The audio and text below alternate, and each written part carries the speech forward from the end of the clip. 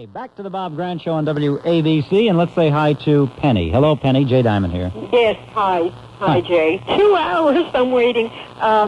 Did you catch the primetime show last night? No. No. Oh. Okay, it was Magic Johnson.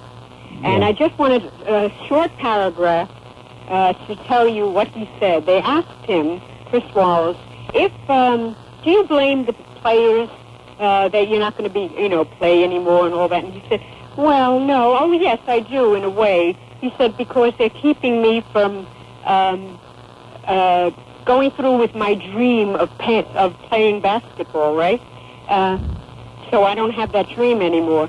Jay, it was the boys didn't do it. AIDS stopped him from his dream, And then after they said to him, are you, this is the second question, after, are you a homosexual or a bisexual? He said, oh, no, I like girls. Then he went in to talk about Jay.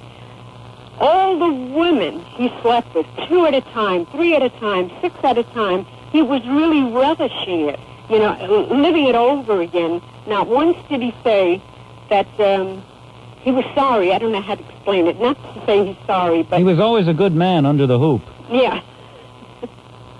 Yeah. He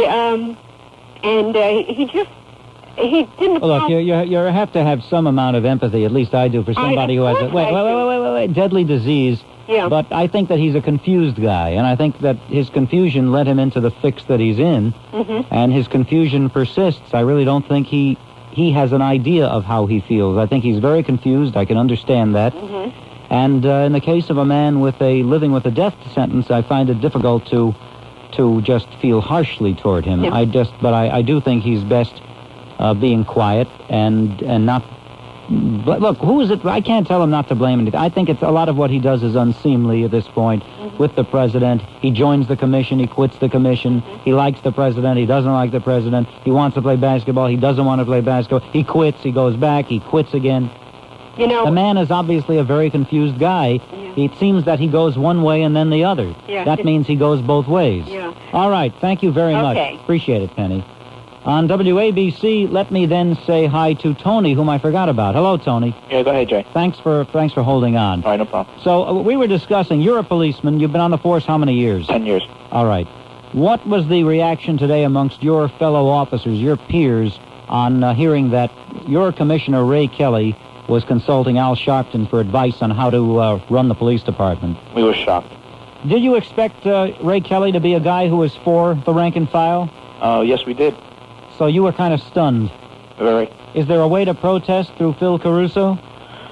Well, there's nothing really you can do because policy is it's a paramilitary organization, and what they tell you to do, you got to do. Well, I think maybe they just should have made Al Sharpton the police commissioner. You know, Jay, I've been on demonstrations. I mean, in the last 10 years, where Al Sharpton has verbally threatened police officers that I'll have your head. You're lucky I don't have a gun. And now, 7, 8 years later, he's denoting policy on the department. Look, a guy picked me up in a taxi last night, Tony, and I got in the cab, and right away I knew this was a guy was about 80 cuts above the average cab driver. The cab was clean. He wasn't smoking. He spoke English better than I do, and started talking to him. And right away he knew me. I said, "Well, how do you know me?" He said, "Well, I just retired from the force after a long time, and I listened to you." And he told me that he was about to make lieutenant, but Lee Brown changed the way people became lieutenants, and he said he had 25 years in, and the heck with it. He got disgusted and left, and he just left. And he told me that the morale is not bad. The morale is decimated. Right. And this was a brilliant man that I spoke to last night, and he says that the public at large is very naive. This police force is the most professional you'll ever find. You'll be surprised how many officers have their masters and even the amount of attorneys on the job. I have my master's in business. The only reason why I stay here is because I enjoy working with the public. Getting back to that dope you had on earlier about there should be more black cops. I'm Hispanic. I was raised in Brooklyn. I lived in the worst areas. I'm here because I fought to be here. I'm not here because something was handed to me.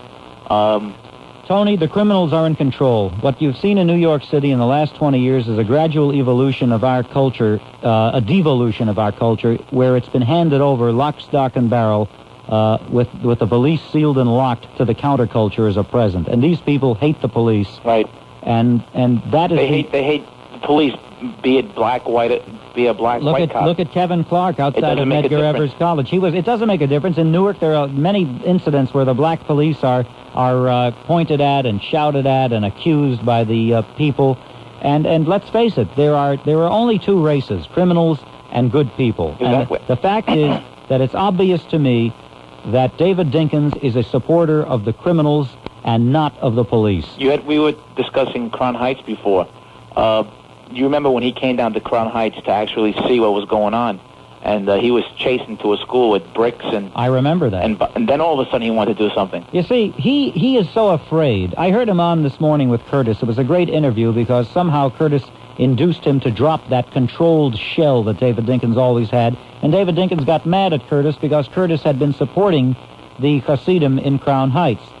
And he said, what do you want from me? I didn't have anything to do with that. And but when it was a case of Mayor Koch, he said the tone, the climate is set at City Hall. You know something? He's the captain of this ship. Anything that goes on in this city, he runs the show. How did the police force thrive under Ed Koch as mayor? He was a great man.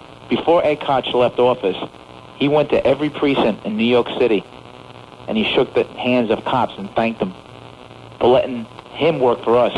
For letting him work for you. Well, I hate to lose Ed Koch on WABC, but maybe we'll start a movement to bring back Koch as mayor. He won't do it, I'm telling you. I've met him personally. I've met him several occasions. I even worked in intelligence at one time, and he won't do it. Like you said, you didn't want him now. He's gonna get punished. I'll ask him personally. Yeah, yeah.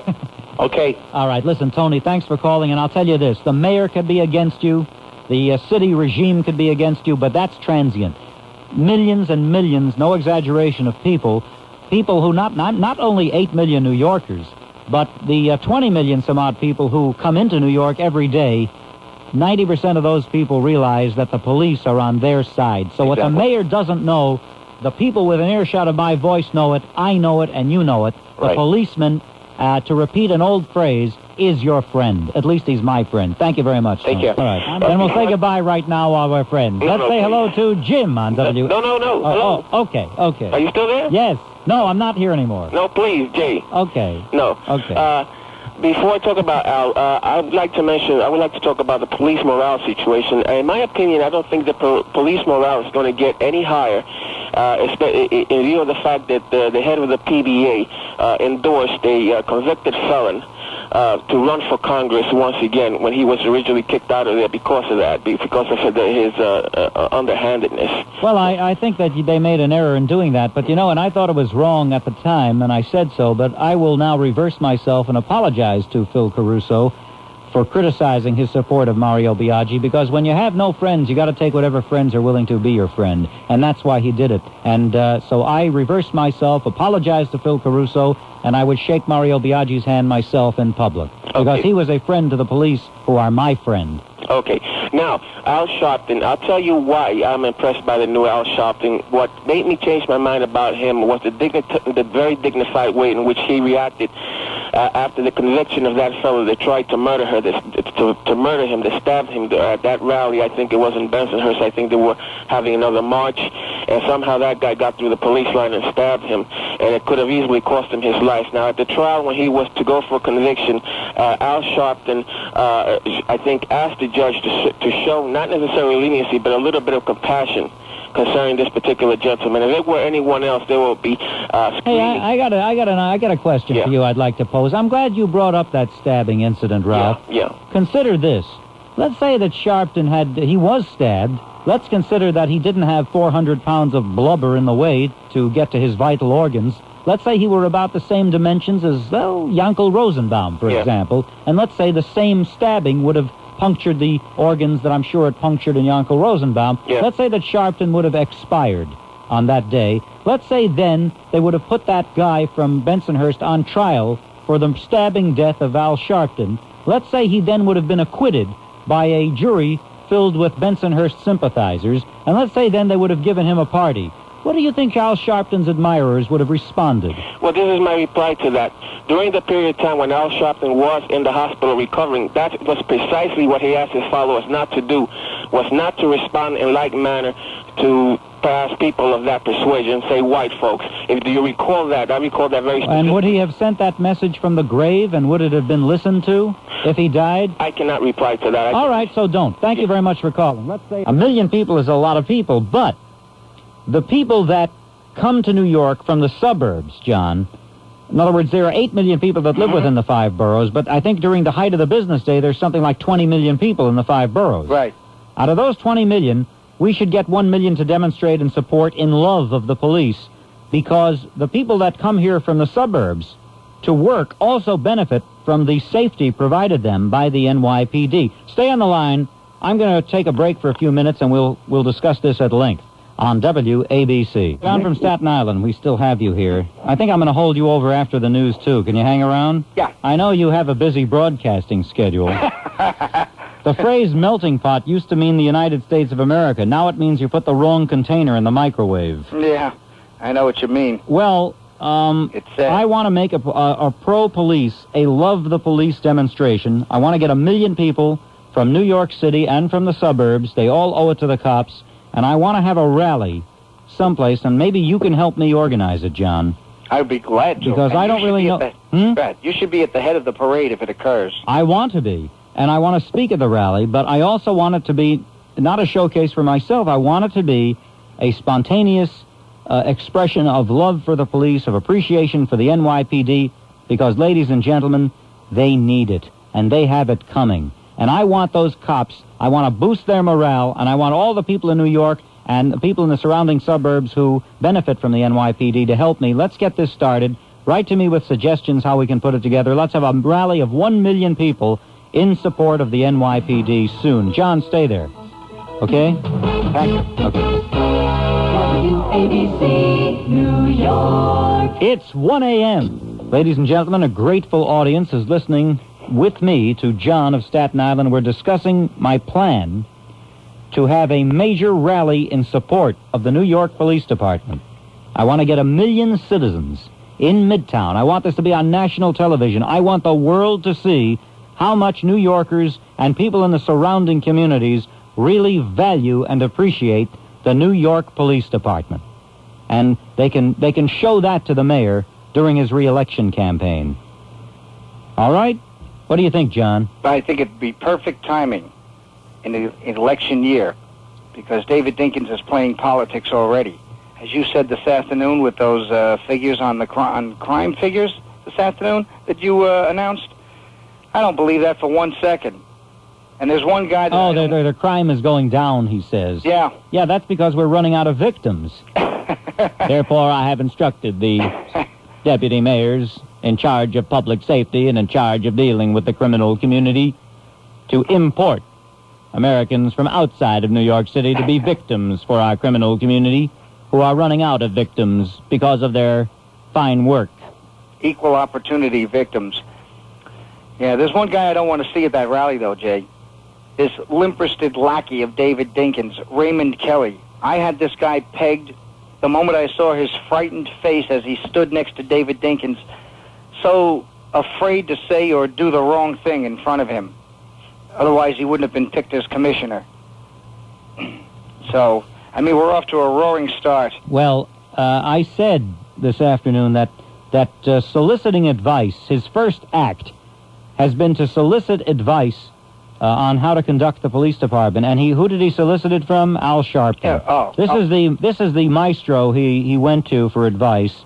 This was the Oracle at Delphi, to whom he made a pilgrimage to ask advice. Oh, tell me, Reverend Sharpton, how do you feel the police should conduct themselves? This from a guy whose mission was to restore the morale of the NYPD. Yeah, you might as well pick Sonny Carson. You know what he did? He took a mallet, and he knocked the men in blue right into the ground with that meeting with Al Sharpton. Just the message that he sent to them in showing that he's going to Al Sharpton. It's an insult to the NYPD for the police commissioner of New York City to go to Al Sharpton and ask him how he should behave with regard to the New York Police Department.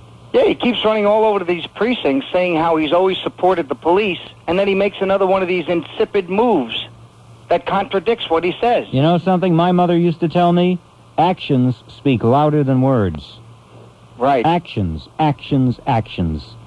And David Dinkins has a lot of words, but his actions are all in one direction, against the police and against the people, and for the criminal. And Exactly. people should remember that when they go to the polls and not be intimidated by it. So I want to again urge people to get behind this massive rally, 1 million people in support of the NYPD. And I want to sing, I'm going to write lyrics to a song. You know how they have I Love New York? We're going to write a parody of that. I love the cops. I love that. We'll have words written, and we'll sing that song in the street, and we'll play that on TV. Then I want the news coverage to pick it up. And, John, I want you to keep the momentum going for this demonstration. I will, and if you get any letters, Jay, you should be getting plenty of letters from your listeners. If they've got any ideas out there, send them in to Jay, 2 Penn Plaza, WABC, New York, 17th floor. What was that, 10121. 10121. Thanks, John. Okay, thanks, Jay. All right. I know I can trust you to carry the word. I've just begun to fight. Good. I'll tell you something.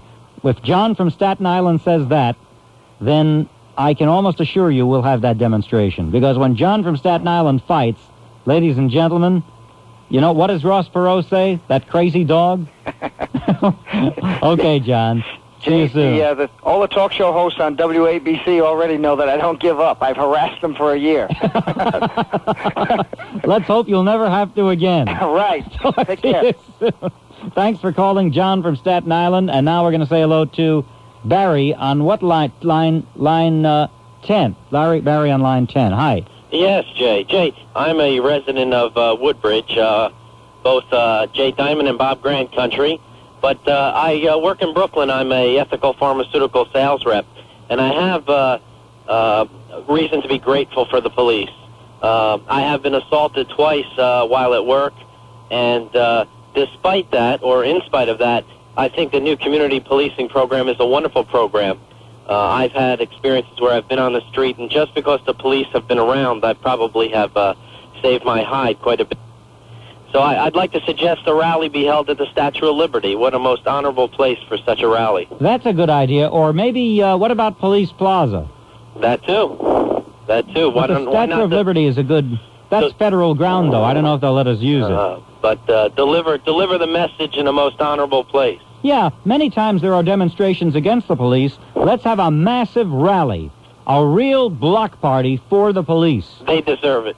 They sure do. Thanks for calling, Barry. You're welcome. I appreciate it. Joe, you're on WABC. Jay Diamond here. Hi, Jay. Hi. I'm one of your fans and Bob Grant fans also. Since I retired, I have a lot of time on my hands to listen to you two guys.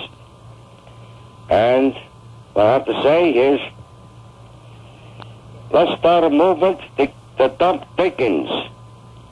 Hello, are you there? Yeah, I'm listening to you. Oh, you're listening. I'm listening to you. Hey, I don't hear any feedback, so usually I hear feedback. Well, no, I'm here. Okay. I assure you I'm here, Joe. Okay. Jay, I'm a loyal fan of yours, like I said, and Bob Grant. I have a lot of time on my hands, and you're the most intellectual guy, and so is Bob Grant. I learn a lot from you two guys. How can we start a movement to dump Dickens? Well, all you can do is go to the polls, but rather than even dump him, I'd say what to do is to make a demonstration, join us in our demonstration to support the police. That's what like the last caller just said. That's right. Let's get behind it. Let's do that. Let's join in a rally. We'll join in a positive rally, a rally to express our real deep gratitude to the NYPD. What do you say, Joe? All the way. All right. The way. Thanks very much. Oh, listen, I want to ask you something else. I have a couple other things to ask you. Let's see.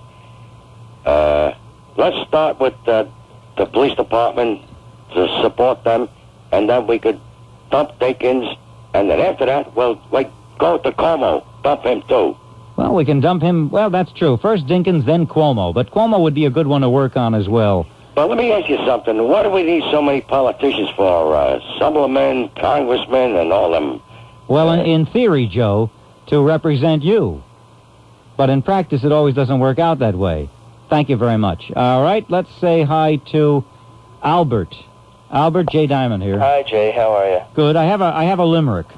Well, let me have it. Not Limerick Nelson, but a limerick. Okay, I'm ready. A publisher once went to France in search of a tale of romance. A Parisian lady told a story so shady that the publisher made an advance. Ah. Okay. Was the publisher a man or a woman? I'm just curious. Don't be a wise guy. Okay, well, okay. I'm a big fan of yours, Jay. Ever since the morning, you know. Now, you've been around a long time. I love you like a brother. No weird thing. I mean, I love you like a man, like a brother. Right. No strange kind of thing, you know. I love you. You're a good guy. Plain simple. Thanks, pal. Okay. I'm here to talk about the vice president. What does he do? What does he do? We had Vice President Quayle maligned for 4 years, called stupid, called ridiculous, called a buffoon, called an idiot. And you know who the vice president is right now? Mr. Gore. Someone rejected by the American people in 1988, rejected en masse. Just people were repulsed by him. You know what? They chose Mr. Dukakis over him. And that's our vice president now. Everyone's saying, oh, God forbid something happens to Mr. Bush, because Quayle will be president. We have Gore now, who was rejected by the American people, and that's who we have on the pulse of the nation. Well, I don't think it amounts to as much as you think it does for this reason. Okay. He didn't win. He wasn't successful in 1988. How come? I think, but you bear in mind, he was about 42 years old, or maybe 41 then. He's a young guy. Right. Oh, so's Dan Quayle. And I think that he was making that run, not so much to get the nomination, but perhaps to set the stage for running this time, or to impel himself He's to, or to. He's pulling a Kemp. Do you know what a Kemp is? A Kemp is... Okay, thank you very much. I appreciate the call, Albert. I tried to get through to you, but though you protested your love for me, you were not willing to or eager to hear anything that I had to say, so I say hello to Chris. Oh, wait a minute. All right, let me say hello to Chris. Chris, are you there? Mr. Diamond, good morning. Hi, Mr. Chris. How are you? Good. Good. Okay, the pro police rally that you're talking about, I'm there, wherever, whenever. And I just wanted to express my... You will go? Yes, definitely. No, I'm glad. So you're in I think it's a great idea. I don't know why... I think it's long overdue as well. I don't know why it's never been done. Yeah. I don't know exactly how to put it together. I've never done anything like that, but I suppose we could see how far we can go with it. Well, you've certainly got the access to the media for it. And I'm going to try to promote it. So here's what I'm going to ask you to do, and anybody else listening who has an interest in this. Tell your friends about it. Get them interested in it. Yeah, I already have a few people in mind that I'm going to, try to get to go with me. And let's get people talking about the idea of a massive demonstration, not against anybody, but in support of the NYPD, a display of gratitude to the police. Yes, I agree with you 100%. I also wanted to express my congratulations to Roy and his new baby and wife. That's nice of you. And...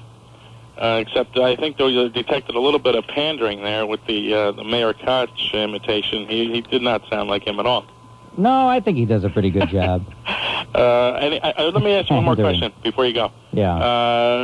I voted for our president as well, and I'm just wondering if you think that Mr. Clinton getting in office will affect my life in any kind of personal way at all. Will he affect your life? Once he gets in office. Yeah, just in your opinion, do you think... No, that's a very good question, and the answer I can give you, in addition to saying I don't know, I think he will, but even if you have some more tax, let's say you have a few more bucks taken out of your wallet, right. More than that, the impact of the presidency is psychological. I'm already feeling that. When Carter was president, I was depressed. Yeah. The next day, he talked about a malaise. He was talking about we can't do these things anymore. We can't be this. We can't do this. When Reagan took office, that boundless energy, that triumphant smile, that big chest stuck out, that firm jaw, rooted in his convictions, in his beliefs, he just gave off vibes of confidence. You're talking about 1980? Optimism. That's exactly right. 1980, yeah. Now, what I'm afraid... George Bush could never convey that. Now, Bill Clinton, if he doesn't do well, I think will just make people feel a little bit less energetic, more depressed. Other than that, you might be a few bucks lighter. Yeah, I'm trying to think positive and give him a chance and everything, but I just don't get a good vibes about the whole thing. But we'll see what happens. Me neither, but only time will tell us what will happen, Chris. Right. Thanks very much. You're wonderful. So are you. See you later. Thanks, pal. Oh, boy, it's nice of him to say I'm wonderful, but I have to admit I'm feeling somewhat listless. It's been a long day. I've been here for, about 12 and a half hours now. I've been in this place all day. If you could live forever, I feel like I've been here forever today, but if you could live forever, how would you cope with eternity? I mean, most religions tell us that we're going to live forever if we do the right thing. But it might be a big bore. That might be a torture in a way. What do you do for eternity, day after day after day? I don't know. Let's say hello to Tony. Tony, hi, you're on WABC. Yeah, Jay, you must be tired. This is Tony from Brooklyn. Now, before I get to the first of two subjects, I want to say that you, Jay Diamond, Bob Grant, and G. Gordon Liddy are the very best commentators in this country, and that includes TV as well as radio. I mean that. You're nuts. And I have a lot of people feel the same way. Now, Bob Grant I could see. Gordon Liddy might be interesting, but I really wouldn't put myself in that category, and it's not false modesty. But you're just lulled into a stupefied state because of the late hour. No, if it was a horse race, it would be a triple heat. Jay, isn't it ironic? I wouldn't take a perfecta on that. Well, you boxed the three of them. Isn't it ironic how you can parallel the England of 1945 with the United States of 1992? Now, in 1945, Jay, after the defeat of Germany, the English people made a colossal blunder by voting Winston Churchill out of office. Who did they elect? Clement Attlee? Yes. Now, that's right. Now, Churchill, the most brilliant statesman in the world, and the counterweight to Stalin, was put out of office, and the course of history was changed for the worse. And as a result, English people at that time were viewed by America as being semi-morons.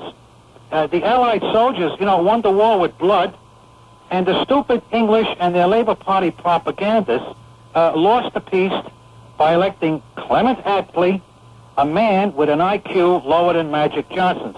Now, he was sent to deal with Joe Stalin. And now, in 1992, President Bush, part of the Reagan team that brought Russia down, part of the team that kicked worldwide communism into tuchus, is voted out of office at a most crucial time when he and his party is needed the most to consolidate the very real political and military gains made by the Republicans. It's the equivalent, Jay, of a doctor bandaging a very serious wound after a long, successful operation and telling the patient that he has to leave the bandage alone for a few days. But, Tony? Yes. Tony, the trouble is, the more I think about this election, the more it sinks in. The more I really think I understand what happened. Number one, the economy was in the ground. And traditionally, historically, you know this, the American people have turned out the presidents incumbent presidents when the economy is bad. Mm-hmm. So it's not surprising. It shouldn't surprise you. Number two, I have the election issue, the special issue of Newsweek. I've been thumbing through it here tonight. Did you happen to see it? No. It's a special issue that came out this week. No, I didn't see it. There is a picture of George Bush there where he looks so tired, so wizened, so eaten up, and so skinny and wrinkled that he almost looks like he's in a sick ward. Mm-hmm. Whereas if you look at Clinton and Gore, these guys are bursting with energy, full of juice, young. It looks like they want to conquer the world. psychologically, that image is very important. Yes, but I think what hurt George Bush was just the impression that they made compared to the impression that he made, in addition to the economy being in the ground, and in addition to the fact that George Bush had been around for 12 years and people got tired of him. Well, that's it. Absolutely, that does have an effect. And remember, they can fool around with those pictures any way they want to. The second thing I wanted to say, as for the women in the Army, which you spoke to that lesbian today, not all women that want to join the Army are lesbians. I mean, I know that. But I suggest the following. If, as they say, they want to go into combat for love of country and not to make a political statement or to disrupt the male camaraderie so necessary in combat, then let them vie for combat, but in all female divisions with female officers and female commanders, period. They should not mix with the men, and believe me, Jay, if that happens, we'll get no takers in a real war. Because their purpose is to disrupt. Well, I'm with you, Tony. You know I'm with you. Tony... I want to say one thing. Go ahead, Jay. I'm sorry. Do you want to join in that demonstration we're going to make in honor of the police? Oh, I'm going to be there. All right. Tell people about it, and let's start getting it done. I will. Tell a few people that you know. I want this to be talked about. I want to start really making this happen. Absolutely. I was going to suggest that even before you mentioned it. I mean, when I heard you say that, I said, hey, that's a good idea. All right. Can I say one more thing? Yeah. Jay, if the Russians and the Chinese and the North Koreans, we talk about women in the Army and all this nonsense, if these very tough people, and they are tough, Jay, believe me, I've met them, if they perceive this country as being feminized and corrupted by these homosexuals, even though these homosexuals represent 1 to 2% of the population, not 10 as they propagandize. Quick, Tony, I got road watch. We're finished, because they will definitely go after us. We are finished, Jay, because they respect strength. They don't respect weakness. Yeah, and you know what, Tony? We present. Tony, I respect strength, and that's why I respect Tony from Brooklyn. Thank you. Thank you. Okay. Talk to you next time. Okay. I'm back, but I can fly. But you can get in this studio without flying, because not everybody has the ability to fly through Earthling's air. The way for you to get into the studio without landing through the window is to land through the telephone. The way to do that is to punch out, since we don't dial anymore, from Jersey 201-489-WABC. If the phone is busy, just call back. We sometimes get clogged up, but it will free up. 201-489-WABC. Otherwise, elsewhere, 212-563-WABC. Now, sometimes on these phones, the letters rub out. That's why I don't like giving letters. You know how they say call 1-800-dial-a-girl? I mean, it's difficult for me to figure out what the I don't do that. I mean 1-800-dial, yeah. So I'm going to give the numbers with the numbers, which is 201-489-9222 or 212-563-9222. If one is busy, try the other. But those phones that you buy, when you have the touch tone, when you punch them, for some reason, the letters rub out before the numbers. And even if the number rubs out, it's easy to figure out which number it would be. You just start from 1, and there's 3 on a line, and it's 1, 2, 3, 4, 5, 6, 7, 8, 9. But with the letters, gee, I got to call this catalog house, and they gave me 1-800-pretzels. P, let me see, where would P be? You can't figure it out, and I think a lot of these advertisers are hurting themselves by insisting on giving the letters when the letters rub out. I have avoided making purchases because the letters on my phone have rubbed out, and I can't figure out what numbers. I'm not smart enough to sit there with a slide rule and figure out what the darn numbers are that would conform to these letters. If they just gave me the stupid numbers, give me the lousy numbers, I could always figure out where the 3 is. You don't have to be a genius. But when they say pretzel, where's a P? Where the E is what number? The letters rub. I'm boring everybody. Let's say hello to John. Hi, John. Jay Diamond here on WABC. Yes, Jay. Your open statement on the Bob Grant show today was about if the alien would land here on Earth. Yeah, I said if Martians would land on Earth, right, they would have no prejudice. They would have total equality in the way they looked at the world. Yeah. Man, what They would have no bias. Yeah, what would you think they would think if they would land here, they happen to turn on their radio, and they hear someone they would think behind that?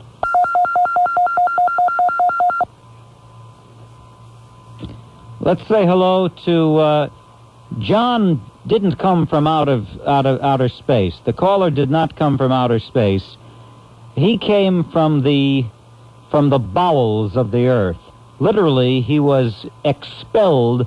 That caller came shooting out of the bowels of a pterodactyl, and I happened to be walking underneath. But that's okay. I wore a slick. Let's say hello to Mike on WABC. Jay Diamond, the voice of sanity. How are you? Good. Just good? Well, Mike, you tell me how you are. I'm all right. My whole life is consumed in this getting better, so it's happening slowly, but... Did you go to Regent? I went to, Where'd you go? Smithers. Oh, to Smithers. Yeah. So are you doing everything? I'm in this program. You mean step by step. You are in the program? Yes, sir. Have you been in contact with the little lady?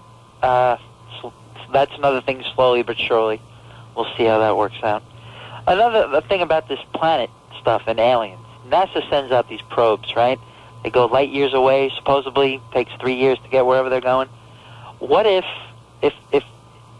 these people came back? Aliens? I think it would panic the country if an alien landed on the Earth's surface somewhere. What do you think? I didn't hear you. An alien. Okay, yeah. You guys were saying, what if aliens landed? I just caught the end of the conversation. Maybe I'm in left field here, but I'm sorry if I am. If an alien landed, do you think it would panic the country? Or the world? Or do you think there would be a panic, or what? Oh, I think people would freak out. Yeah, if people knew about it, sure. The big problem is, what if they landed and they weren't any brighter than, like, your average bum? Well, they couldn't do that. How would they have gotten here? Well, they could have sent out people they had, I don't know. The idea that somebody could think of a way to get here, could make a machine to get here, would be pretty intimidating, because if they could make a machine to get here, they could make a machine to do other things. That's true. But I would suggest for you, Mike, not to crowd your mind with these ancillary matters, but to stick to your regimen of carrot juice. Yes, sir. Okay? And brown rice. Brown rice. I think we should put you on a macrobiotic diet. No, thank you. No, I mean, it's good for you. It's very conducive to cleaning out your system. Hey, I've had carrot juice before. It's not that bad. All right, I'm going to run along because it's toward the end of the show. I'm sorry, I'm just not with it No, tonight. Mike, you are with it. You're doing fine.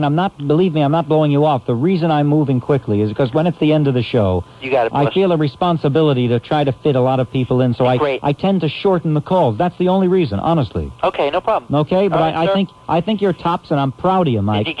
And I want you to call me. As soon as I do better, you and I go out, we'll get a link and we'll split it, week by week. I have it 1 week, you have it the next week. Hey, split it. No. That far I won't go in honor of your recovery. All right, sir. All right, but 75-25. You got it. You can handle it. Mike, listen, I want you to call me next week, a little earlier in the show, and we can talk longer. You got it, sir. All right, thank you. Let's say hi to Frank on WABC. Hello, Frank. Frank, are you... What's going on now? Let's say hi to Michelle. Michelle, Jay Diamond here. Hi, Jay. Hi. Hi, loyal listeners out there. I was listening to you this afternoon. I noticed that you appreciated that. Someone said hello to all the listeners. Oh, I like that. Somebody called up and said... I would repeat that. Hello, Jay. Hello, everybody. Yes. Yeah, I like that. Okay. Anyway, Marathon, you really have... I have been waiting to speak to you now at least an hour on this phone, and so I really appreciate how tired you must be being on the radio this long today. Because, quite frankly, it's only that I'm such a good fan of yours that I didn't hang up before. I wanted to ask you one thing before I get to what I called for. A couple of weeks ago, and you've been speaking about thinking about getting married or whatnot, and did you ever get in touch with a woman that was flirting with you on the radio? I don't want to discuss that. Oh. That was a very sick individual. Oh, so it's No, she would, please. It's not a laughing matter. Some people are seriously deranged. Oh, I thought maybe you... I don't want to talk about it, Michelle. Sorry, okay, next... What do you want, to make trouble? No, Then don't say things. Forget it. Listen, did you hear this about when David Dinkins was comparing the cases of Rodney King and Limerick Nelson? The case shouldn't be Rodney King, but they always... Be compared, but one of the reasons he gave why he excused... Oh, God, they don't understand, ladies and gentlemen. They don't understand. What? Nothing, dear. Nothing. You go ahead. I just thought that this was such a ridiculous excuse that he used, that Rodney King I know case something. was I'll tell you the truth. because it was videotaped. Okay, thank you so much. On WABC, let's say hi to Stephen. Hi. Jay, hi, how are you? I'm in support of your police gathering. Now, I think we, the people, have been robbed of the legitimacy of the antagonism which we have culturally come to accept, the antagonism between, say, Republicans and Democrats, and antagonism which is presented in different platforms of parties, and they come to... What is this, Professor Irwin Corey? Thank you very much. And we come to believe in what they tell us. Now, we stand for this, A says, B says, we stand for that. Now, I'm reaching the point of this. I have been sickened by my own knowledge recently. I didn't know that James Carville and Mary Madeline, I didn't know anything about it. I just knew about this. I read about it a couple of days ago. This absolutely, to me, I don't need any evidence. In law, there's this saying that goes, res ipsa loquitur, the thing speaks for itself.